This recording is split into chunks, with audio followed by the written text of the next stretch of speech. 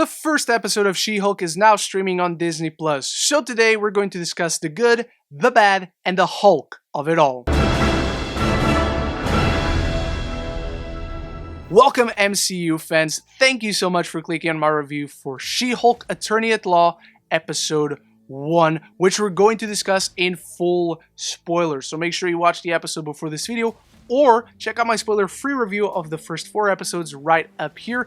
And like I said in that review, this episode works much better as a sort of prologue to the series rather than the starting point of the series itself. We're able to just meet Jen Walters, see how she became She-Hulk, her relationship with her cousin, and how this show really injects itself into the MCU, not just in terms of setting, but really the timeline. When does this show take place? And from the get-go, the tone, style, humor, really the personality of the show is on full display as soon as it begins, where it's just Jen Walters bringing us into this world. It's just her perspective, how she sees the world of the MCU that she is now a part of. And right away, even before we properly get She-Hulk, before we get training montages and Hulk fights, this show delivers one of my favorite moments from the run thus far,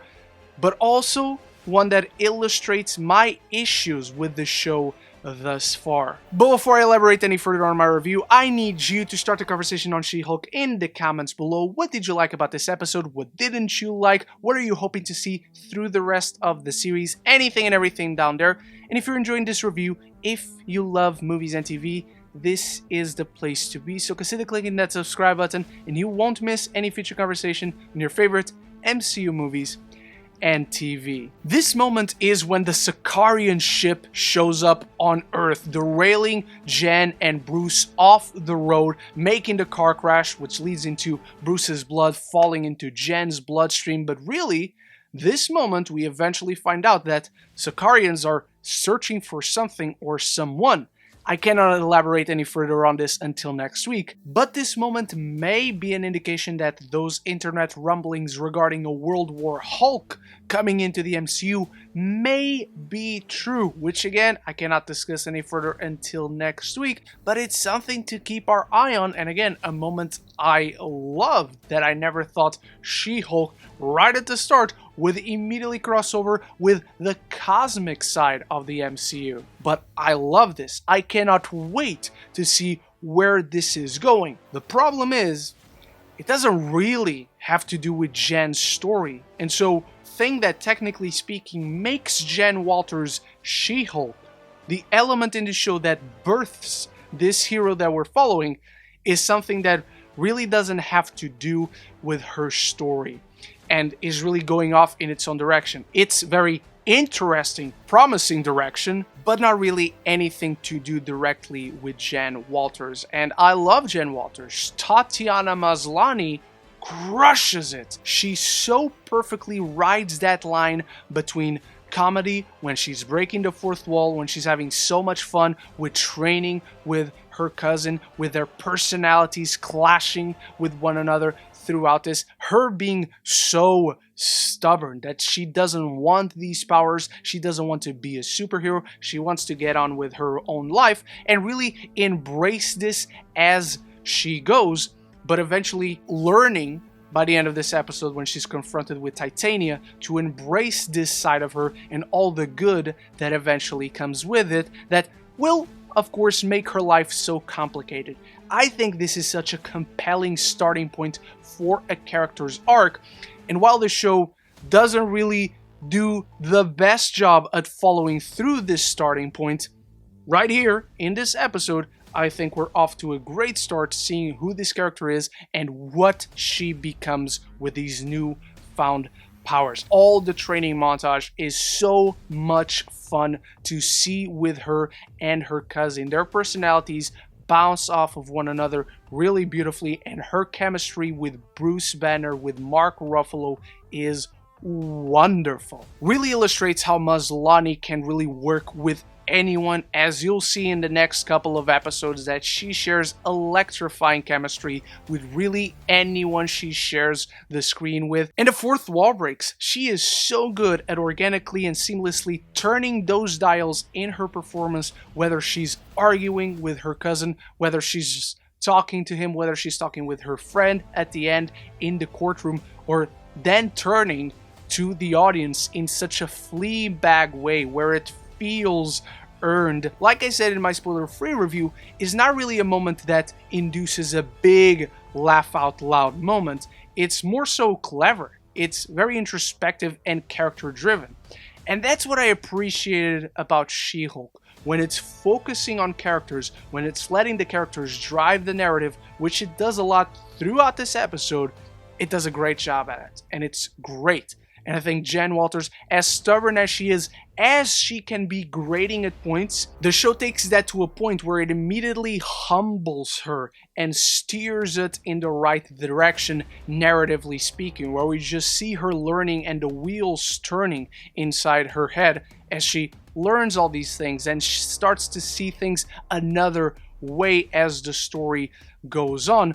And a lot of that is due to Bruce Banner, and Mark Ruffalo is an absolute delight here. I love his jovial personality now that he is in control of his own self, but really earnestly wanting to help, fearing the trauma that she may face, knowing what he has faced through the past 15 years. And I love it because we were never able to see it with this character. Not really with this version, the Mark Ruffalo version of the character. Just seeing the fear in his eyes, his voice quivering. This episode focuses so much on Smart Hulk, maybe to a fault given it's a She-Hulk show, but it actually enhanced this version of the character in my eyes. It made me appreciate him more and allowed Mark Ruffalo to just relish playing this character and this version specifically, and really him earnestly wanting to help her, having so much fun when training her.